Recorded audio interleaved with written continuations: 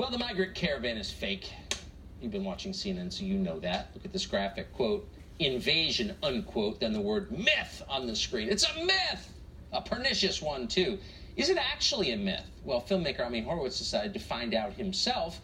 He went to Mexico looking for this fake caravan. He found a real caravan, and he filmed it. Here's part of what he found. Despite the framing of the caravan as being full of women and children, the reality on the ground is quite different. Approximately 90 to 95% of the migrants were male. The major narrative being pushed by the press has been that the migrants are leaving Honduras because they're escaping extreme violence and that their lives are under constant threat, setting up the strategy that they would be able to enter the U.S. by asking for asylum. So I started by asking them a simple question. Why are you coming to America? Bueno, voy buscando una mejor vida económica.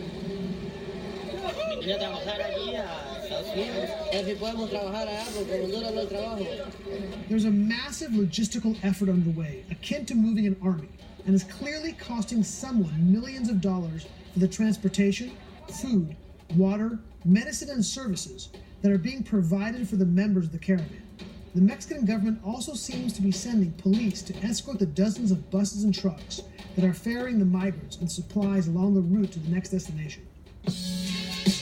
Ever present among the thousands of migrants are workers of Pueblo Sin Fronteras, clad in black t-shirts and colored vests. Pueblo Sin Fronteras means people without borders. They're the ones that seem to be most involved in organizing and mobilizing this caravan.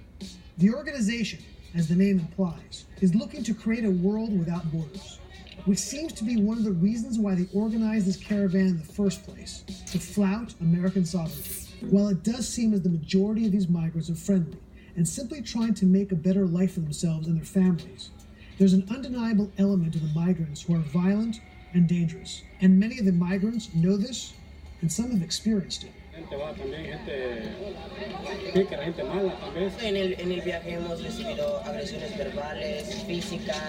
It seems to me that there are leftist organizations that are using these migrants as a tool to push a certain political agenda, which includes the weakening of American sovereignty and our border security.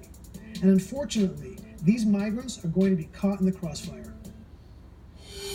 Ami Horowitz joins us tonight. That was really interesting. The thing that jumped out at me was how, as you said, well organized it was. Do we have any sense who's paying for this? I know we're not allowed to speculate, but do we know that answer? We don't. What we do know is this whole thing cost millions and millions of dollars. And the mainstream media, and there's so many layers to this onion to peel back, it's hard to know where to begin. But one of the lies, the fake news, if you will, that the mainstream media is trying to propagate is the fact that this is all this weird, this organic thing, and all the water and the food and the medicine all dropped from manna from heaven.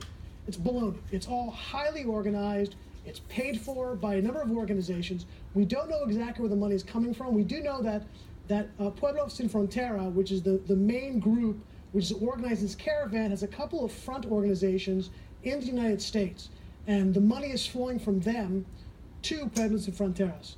We know there are some leftist groups. I know it's forbidden to say that Soros is part of it, but Soros has in fact funded at least some of those groups in the past.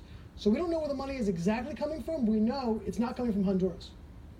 So why would, I mean, it's such an interesting and obvious question. Who's paying for this? Why haven't other news organizations gotten to the bottom of this? You're one man. You're doing this independently. Why isn't NBC News or ABC or PBS, why aren't they on this? Oh, come on. You know the answer to that. They don't want to get to the bottom of it. They have no interest politically in getting to the bottom of it. It's the same reason why when you see a photo in the New York Times, the Washington Post, or a video in CNN or the BBC or MSNBC, what do you see? You see the entire framing are women and children, when the reality is so far from the truth. 90 to 95% of all the people in this caravan are men, although I do apologize for assuming their gender. They're liars. That's the answer. That's why they're not reporting it in New York, because they are liars. I mean, thank you for that. That was valuable and really interesting. I appreciate it. My pleasure.